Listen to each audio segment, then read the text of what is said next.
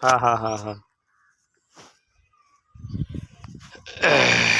नमस्कार मित्रांनो, आपण नांदूर येथील शेतकरी नवनाथ पानसरे यांच्या शेतामध्ये आलो आहे.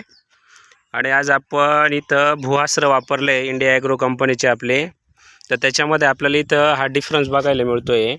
ज्या ठिकाणी त्यांनी भुआस्त्र टाकलेले आहे ते रोप पूर्णपणे उतरलं आहे, बरोबर. याच्यामध्ये इकडं पण आपण बघू शकतो, इकडं पण पूर्णपणे रोप उतरलेलं आहे. आता इथं कमीत कमी 10 दिवसापासून जोरदार पाऊस झाला, पण तरीसुद्धा रोप खूप चांगल्या प्रतीचं इथं उतरलं आहे.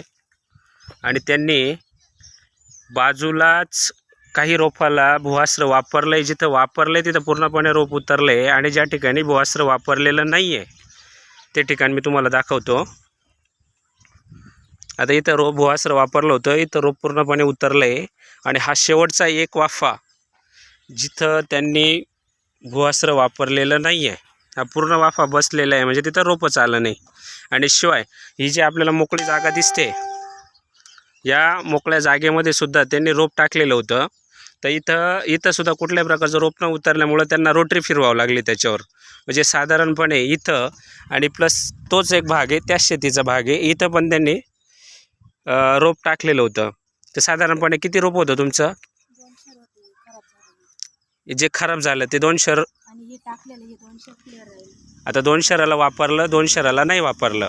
तर जिथं 200ला वापरलं ते रोप पूर्ण उतरलं, आणि जिथं 200ला नाही वापरलं तर ते रोप पूर्णपणे बसलं, म्हणजे गेलंच ते. त्याच्यामुळे तुम्हाला रोटरी फिरवावं लागली.